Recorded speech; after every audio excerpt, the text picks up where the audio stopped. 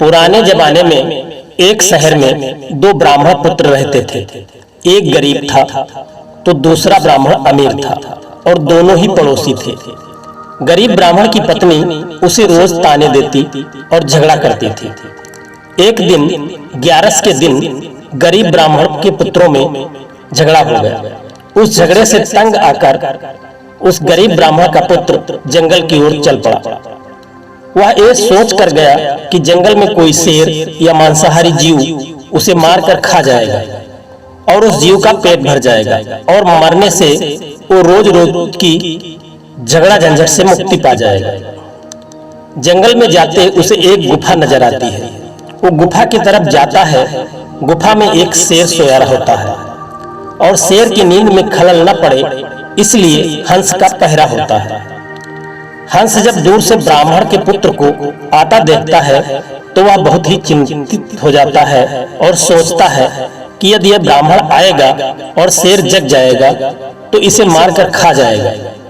ग्यारस के दिन मुझे पाप लगेगा, इसे कैसे बचाएं?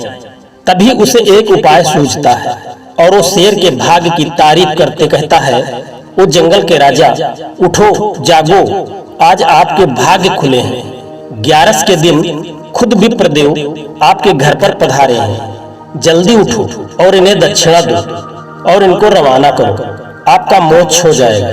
ये दिन दोबारा आपकी जिंदगी में शायद ही आए, आपको पस योनि से छुटकारा मिल जाएगा। शेर दहाड़ कर उठता है। हंस की बात उसे सही लगती है और पूर्व में शिकार किए हुए मनुष्यों के गहने वो ब्राह्मण के पैरों में रख देता है और शीश नवाता है। जीभ से उस ब्राह्मण के पैर चाटता है। हंस ब्राह्मण की ओर इशारा करता है और कहता है कि हे विप्रदेव, ये सब गहने उठाओ और जितना जल्दी हो सके वापस अपने घर चले जाओ। ये शेर है, कब मन बदल जाए। ब्राह्मण बात समझता है और घर लौट जाता है। पड़ोसी अमीर ब्राह्मण की पत्नी को जब सब हाल पता चलता है तो वो भी अपने पति को जबरदस्ती अगली ग्यारस के दिन जंगल में उसी शेर की गुफा की ओर भेज देती है। अब शेर का पहरेदार बदल चुका होता है, वहां नया पहरेदार कौवा होता है। जैसे कौवे की प्रवृत्ति होती है वो वैसे ही सोचता है, बढ़िया है, ब्राह्मण आया है, शेर को जगाऊं। शेर की नींद में खलल पड़ेगी, गुस्सा हो जाएगा शेर, ब्राह्मण को मारेगा तो कुछ मेरे भी हाथ लगेगा, मेरा भी पेट भर जाएगा। ये सोच वो कांव कांव चिल्लाता है। शेर गुस्सा हो जाता है। दूसरे ब्राह्मण पर उसकी नजर पड़ती है। उसे हंस की बात याद आ जाती है। वो समझ जाता है कौवा क्यों कांव कांव कर रहा है। वो अपने पूर्व में हंस के कहने पर किए गए धर्म को खत्म नहीं करना चाहता, पर फिर भी नहीं। शेर शेर होता है, जंगल का राजा होता है। वो दहाड़ कर ब्राह्मण को कहता है, हंस उड़ सरवर गए और अब काग भय प्रधान, थे तो विप्र थारे घरे, जाओ मैं किनाई जिजमान।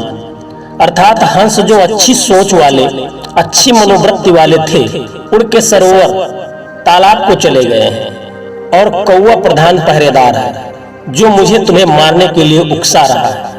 मेरी बुद्धि घूमे उससे पहले ही हे ब्राह्मण यहाँ से चले जाओ।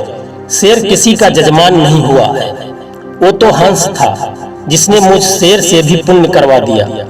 दूसरा ब्राह्मण सारी बात समझ जाता है और डर के मारे तुरंत प्राण बचाकर अपने घर की ओर भाग जाता है। कहने का मतलब है हंस और कौवा कोई और नहीं, हमारे ही चरित्र है। कोई किसी का दुख देख दुखी होता है और उसका भला सोचता है, वो हंस है। और जो किसी को दुखी देखना चाहता है, किसी का सुख जिसे सहन नहीं होता है, वो कौवा है।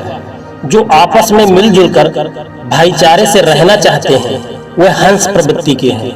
जो झगड़ा करके एक दूसरे को मारने और लूटने की प्रवृत्ति रखते हैं वे कौवे की प्रवृत्ति के हैं। स्कूल या ऑफिसों में जो किसी साथी कर्मी की गलती पर अफसर को बढ़ा चढ़ा के बताते हैं, उस पर कार्यवाही को उकसाते हैं, वे कौवे जैसे हैं। और जो किसी साथी या कर्मी की गलती पर भी अफसर को बड़ा मन रख माफ करने को कहते हैं, वे हंस प्रवृत्ति के होते हैं। अपने आसपास छुपे बैठे कौवों को पहचानो, उनसे दूर रहो, और जो हंस प्रवृत्ति के हैं उनका साथ करो। इसी में सबका कल्याण छुपा हुआ है। दोस्तों, यदि यह वीडियो आपको पसंद आया हो तो चैनल को सब्सक्राइब करें, लाइक करें, कमेंट करें। धन्यवाद।